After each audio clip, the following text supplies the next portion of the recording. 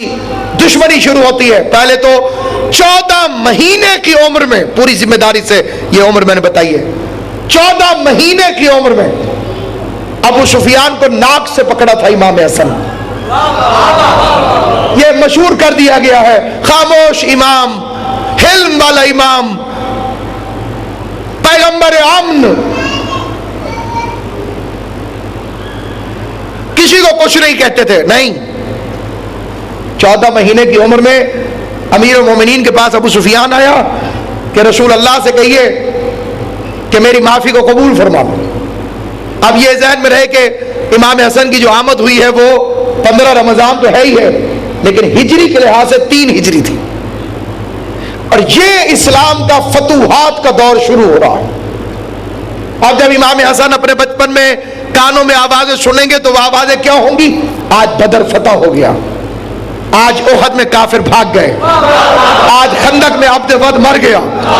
اس بات کو نفسیاتی طور پر سنیے. بچہ جو بچپن کے اندر جس ماحول کے اندر پرورش پاتا ہے یا جس ماحول کے اندر پروان چڑھتا ہے، وہ اس کی زندگی پر حتمی اثرات ہوتے ہیں. جو بچہ اچھا، بچے میں ایک بات اور بھی ہے کہ وہ سنتا نہیں، دیکھتا. اس لیے آج تک کوئی چینل ایسا نہیں جس نے بچوں کے لیے خبریں شروع کر دی. کبھی کوئی بچہ نہیں کہتا میں خبریں سنوں گا. بچہ کیا کہتا ہے؟ میں کارٹون دیکھوں گا، کیونکہ کارٹون کا تعلق ہے دیکھنے کے ساتھ، اس لیے بچہ اسے دیکھے گا. اب جدید دنیا نے وہ باتیں جو بچوں کو بڑے ہو کے پتہ چلتی تھی ان پہ کارٹون بنانا شروع کر دیا. مقصد کیا ہے کہ بچے کو بچپن کے اندر اتنا فیڈ کر دیا جائے کہ وہ ان چیزوں کو دیکھے اور وہ سارے معاملات اس کے ذہنوں کے اندر آ جائیں. تو سامعین گرامی قدر، یہ اس بچے کی بات نہیں کر رہا ہوں جو سیکھتے ہیں، یہ اس بچے کی بات کر رہا ہوں جو لوح محفوظ کا مطالعہ ماں کی گود کے اندر کر لیتے ہیں. ابو سفیان آتا ہے اور وہ امیر سے کہتا ہے یا امیر المومنین، علی سے کہیے، رسول سے کہیے کہ مجھے معاف کر دے. پیغمبر کے جانشین نے فرمایا نعوذ باللہ ابو سفیان، میں تیرا سفارشی نہیں بنوں. یا اتنے میں 14 مہینے کا ایک بچہ آ گیا. اور ایک بات اور بھی یاد رکھیے گا، ابھی تک وہ مقصر نہیں، اس مقصر کی ماں بھی پیدا نہیں ہوئی جو ایسا مقصر پیدا کر دے جو امام کی اس صفت کا انکار کر سکے کہ امام ایک دن میں 1 مہینے جتنا بڑھتا ہے، 1 مہینے میں 1 سال جتنا بڑھتا ہے. یعنی یہ فزیکل طور پر، ظاہری طور پر امام علیہ السلام، اور اسی لیے 50 سال کے امام کے کپڑے 1 دن کے امام کو پورے آتے ہیں، اور 1 دن کے امام کے کپڑے 50 سال کے امام کو پورے آتے ہیں. الامام امامن ولو کان فی الصبیہ، امام امام ہے چاہے جھولے میں کیوں نہ ہو. تو 14 مہینے کا امام. اور جیسے ہی ابو سفیان کی نظر پڑی تو اس نے امیر المومنین سے کہا آپ کو اس بچے کا واسطہ، میری سفارش کر دیں. امیر نے فرمایا کہ میں تیرے معاملے کو اسی بچے کو سپرد کرتا ہوں، تو اسی بچے کو اپنا سفارشی اگر بنا سکتا ہے تو بنا لے. تو وہ آیا اور اس نے کہا کہ حسن مہربانی کیجئے اور رسول خدا سے میری سفارش کیجئے. شاید بچوں کے لیے یہ واقعہ نیا ہو لیکن تاریخ میں مستند واقعہ ہے کہ امام حسن اٹھے اور معاویہ کو اس کی ناک سے، ابو سفیان کو اس کی ناک سے پکڑ لیا اور جھنجھوڑا. ابو سفیان خالی نام لینے سے کیریکٹر سمجھ میں نہیں آئے گا. سردار قریش، رسول کے خلاف ہونے والی ہر مہم کا سردار، اور امیر بھی یہ اسی کام پہ ہوا تھا، رسول کے خلاف چندہ جمع کر کر کے. اس سے پہلے اس کا کوئی بیک گراؤنڈ، امیر نہیں ہے، صاحب دولت نہیں ہے، صاحب ثروت نہیں ہے، اونٹ چراتا تھا لوگوں کے لے لے کر. یہ تو بدر احد اسے امیر کر گئے. آل محمد کی دشمنی میں لوگوں کے بندے مارے جاتے تھے، پھر جن کے بندے مرتے تھے ان سے کہتا تھا اگر بدلہ لینا ہے تو چندہ جمع کرو. تو لوگ اسے چندہ دیتے تھے، لات کے نام پر، عزا کے نام پر، منات کے نام پر، کچھ اس کی بیوی کے نام پر، بہت سارا جمع ہو جاتا تھا.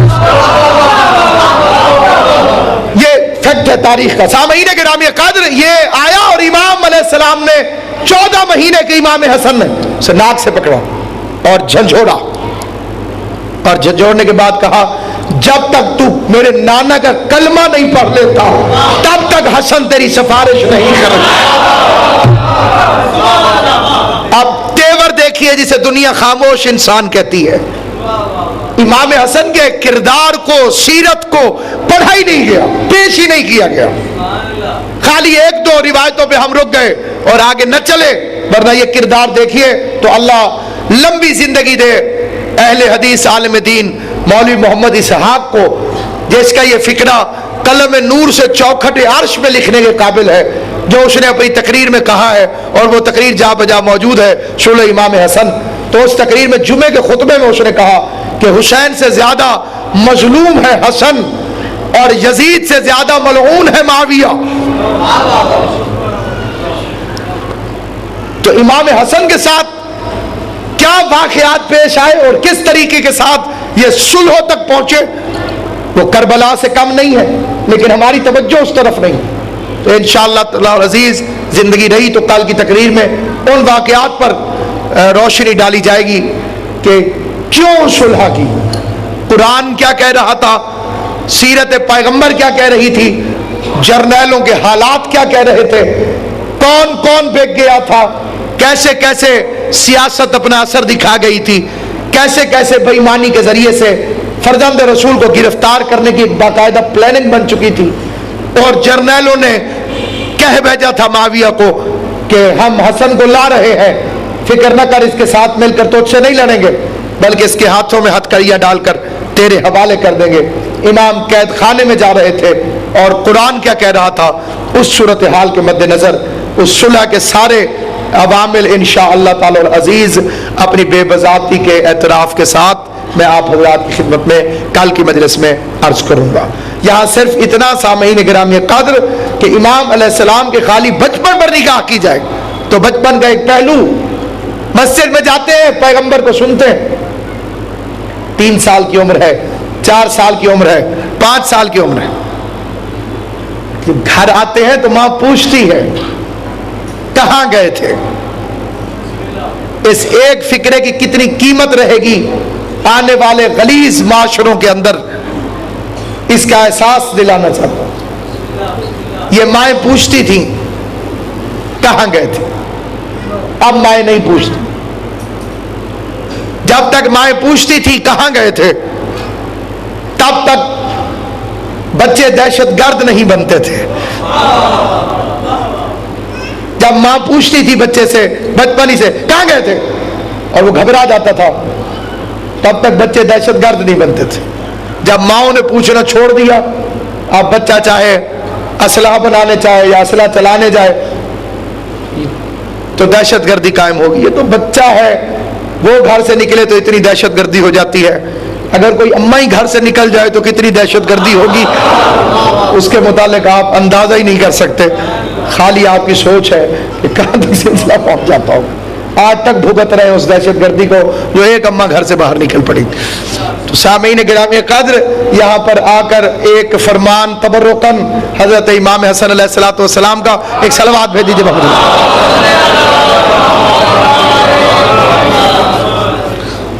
ایک پس منظر میں فرمان ہے حضرت امیر المومنین علیہ السلام، اس میں آپ نے ارشاد فرمایا اگر نسلوں میں سرداری چاہتے ہو، اگر چاہتے ہو کہ تمہاری نسلوں میں سرداری، پشتوں میں سرداری، تو کیا کرو؟ علی فرماتے ہیں دسترخوان قائم کرو. دسترخوان قائم کرو اگر نسلوں میں سرداری چاہتے ہو. یہ فرمان کس کا ہے؟ حضرت امیر علیہ السلام. اور آپ فکرہ سنیے امام حسن علیہ السلام فرمایا کھلانے والے بنو تاکہ حاکمانہ سوچ پیدا ہو. دارین قربان عظمت امام. کھلانے والے بنو تاکہ حاکمانہ سوچ پیدا ہو. پھر فرمایا کھانے والے نہ بننا ورنہ غلامی کی سوچ پیدا ہو جائے گی۔ آپ ذرا اپنے معاشرے میں دیکھیے، اپنے بچپن میں دیکھیے، آپ چھوٹے تھے، ابا جی پیسے دیتے تھے 10 روپے، اب تو بات بہت آگے چلی گئی ہے، 1 روپے 2 روپے 10 روپے یہ بچہ لیتا ہے اپنے باپ سے، جب بھی ضرورت پڑے گی تو اپنے باپ سے جا کے طلب کرے گا۔ سکول کا ٹرپ گیا، چھانگا مانگا تک، سب نے کہا چلو راوی پہ چلنا ہے، تو اب بچہ کیا کہتا تھا؟ میں ابو سے پوچھوں گا، کیونکہ کھلاتا ہے باپ۔ اب بیٹے کے اندر فکر کیا ہے؟ سوچ اس میں غلامی ہے، باپ کو حاکم سمجھتا ہے، میں ابا جی سے پوچھوں۔ اب باپ بوڑھا ہو گیا، بیٹا جوان ہو گیا، والد صاحب گھر بیٹھ گئے مثال کے طور پر، اور بیٹا کمانے جانے لگا، خاندان کے لوگ باپ کے پاس آئے، کسی مسئلے پہ گفتگو کی، تو اب باپ کیا کہتا ہے؟ میں بیٹے سے مشورہ کروں گا۔ آپ نے دیکھا کہ جب کھلانے والا بدلا تو پوچھنے والا بدل گیا۔ تو اب میں سوچتا ہوں کہ جب چند بندوں کو کھلانے والا حاکم بن جاتا ہے تو جو پوری دنیا کو رزق بانٹتا ہو وہ جناب امیر نہیں ہوگا تو اور کون ہے؟ اس لیے امیر المومنین وہ ہے جو کائنات کو رزق بانٹتا۔ یہ اسی حسن و حسین کی یتیمی کا مہینہ ہے، اور کل کی مجلس میں یہ طے ہوا تھا کہ اگرچہ یہ مجلسیں حضرت کے ظہور پر نور کے متعلق ہے، لیکن پھر بھی مصائب کے بغیر مجلس مکمل نہیں ہوتی۔ 1 کروڑ فضائل ہو اور ایک فقرہ بھی مصائب کا نہ ہو تو اسے مجلس سے ازا نہیں کہہ سکتے۔ تو اس لیے سامعین کرام قدر ایک فقرہ عرض کرتا ہوں، اور وہ فقرہ یہ کہ اگر وہ بھی فضائل امام حسن پڑھتا ہوں، مصائب پڑھوں گا لیکن فضائل کی صورت، اور قبلہ جو حکم فرمایا ہے کل انشاءاللہ کوشش کروں گا کہ اس کی تعمیل بھی ہو جائے، لیکن یہاں آج صرف ایک فقرہ کہنا چاہتا ہوں اور بڑا کامن سینس کا سوال کرنا چاہتا ہوں۔ جوان بیٹے کے سامنے اگر بوڑھے باپ پر قاتلانہ حملہ ہو جائے تو ذرا محبت، ایک کا نام ہے جذبہ انتقام۔ ایک وقت میں ہم کہتے ہیں جذبات بھڑک اٹھے، غلط ہے، جذبات نہیں ہو، جذبہ ابھرتا ہے۔ آپ کے مزاج کیسے ہیں فکرہ غلط ہے، مزاج زیادہ نہیں ہوتے، ایک ہوتا ہے، تو یا محبت کا جذبہ ابھرے گا، اس کے تحت بچہ جوان اپنے باپ کو سنبھالے گا، پٹی کرے گا، زخم کو دیکھے گا، حکیم کو لے آئے گا، باپ کو حکیم کے پاس لے جائے گا، اسے کہتے ہیں جذبہ محبت۔ اور دوسرا رستہ ہے جذبہ انتقام، اس میں باپ کا بھی خیال نہیں رہے گا، اس میں قاتل کے پیچھے دوڑے گا، قاتل کو پکڑے گا، اس سے باپ کا بدلہ لے گا، مر جائے گا یا مار دے گا، زخمی ہو جائے گا یا زخمی کر دے گا۔ روئے زمین پر کوئی تیسرا رستہ نہیں تھا، یا محبت یا انتقام۔ کیا خیال ہے آپ کا؟ اگر باپ زخمی ہو، بیٹا دیکھ رہا ہو، تو یہی 2 رستے ہی ہیں نا، کوئی تیسرا رستہ تو نہیں ہے۔ آئیے تیسرا رستہ امام حسن نے دکھایا، جہاں جذبات دب جاتے ہیں وہاں عصمت ابھر جاتی ہے۔ جذبات دب گئے، 19 رمضان کی صبح کو مسجد کوفہ کے اندر علی جیسے باپ پر قاتلانہ حملہ ہوا، نہ محبت میں باپ کو سنبھالا، نہ انتقام میں قاتل کو پکڑا، بلکہ ایک قدم آگے بڑھایا، اور جس مسلح پہ باپ کا خون پڑا تھا اسی پہ ماتھا رکھ کے فرمایا سبحان ربی الاعلی و بحمدہ وسیعلم الذین ظلموا ای منقلب ینقلبون الا لعنۃ اللہ علی القوم الظالمین ربنا تقبل منا انک انت السمیع العلیم وتب علینا انک انت التواب الرحیم اللهم بحق محمد وعلی وسیدۃ النساء العالمین وبحق الحسن والحسین وبحق علی بن الحسین وبحق محمد بن علی وبحق جعفر بن محمد وبحق موسیٰ بن جعفر وبحق علی بن موسیٰ وبحق محمد بن علی وبحق علی بن محمد وبحق حسن بن علی وبحق حجت بن الحسن العسکری صلوات اللہ علیہم اجمعین بہمت واللہ ومن آدائہم تبرع فی الدنیا والآخرہ. خدایا مجلس اعزاز کو منظور مقبول فرما. سادات عظام کے گھر کو آباد و شاد رکھ.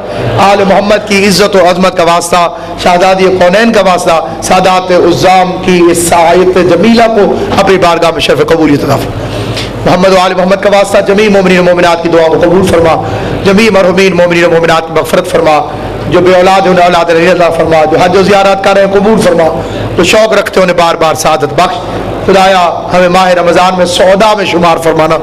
امیر المومنین کے شیخ جیسے اعمال کرنے کی توفیق عطا فرمانا, اور ہمارے رمضان مبارک ماہ کی عبادتوں کو قبول فرمانا. خدایا ہمیں حرام سے محفوظ رکھ, ہمیں حلال مہیا فرما. خدایا محمد و آل محمد کی عزت و عظمت کا واسطہ ہماری دعا کو قبول فرما. شہزادی کونین کی عزت و عظمت کا واسطہ جو بیمار ہیں انہیں صحت کاملہ و عاجلہ عطا فرما. جو مقروض ہیں ان کے قرض امام رضا علیہ السلام کے خزانے سے ادا فرما. شہزادی کونین کی عزت و عظمت کا واسطہ وارث زمانہ کو اجازت و ظہور عطا فرما. ہمیں زیارت و ظہور اور صاحب العصر و زمان کی توفیق عطا فرما. حضرت کے ظہور کو ہمارے لیے باعث عافیت قرار دے. خدایا 72 کا واسطہ ہمیں 313 میں شمار فرما. اگر ہم اس قابل نہ ہو تو ہمیں 313 کے غلاموں میں شمار فرما.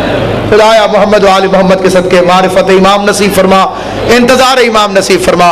علی کی ولایت پہ زندہ رکھ, علی کی ولایت پہ موت عطا فرما. خدایا وہ ایک سانس بھی ہمیں نصیب نہ کر جو علی ولی اللہ پہ شک کرتے ہو ہماری کو.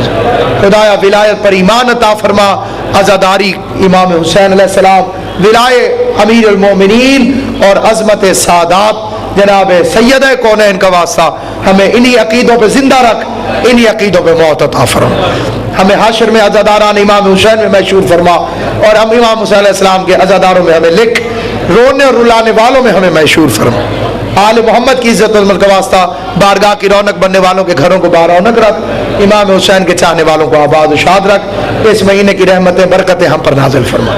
اللہم قل ولیک الحجت بن الحسن العسکری صلواتک علیہ وعلی آبائہ فی هذه الساعة وفی کل ساعة ولیا وحافظا وقائدا وناصرا ودلیلا وعینا حتی تسکنوا ارضک طوعا وتمتعوا فیہا طویلا.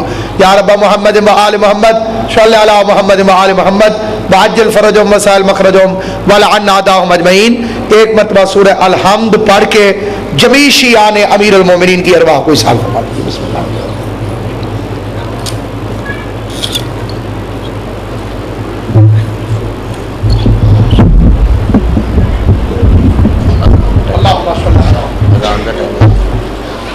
الحق بالحق ابل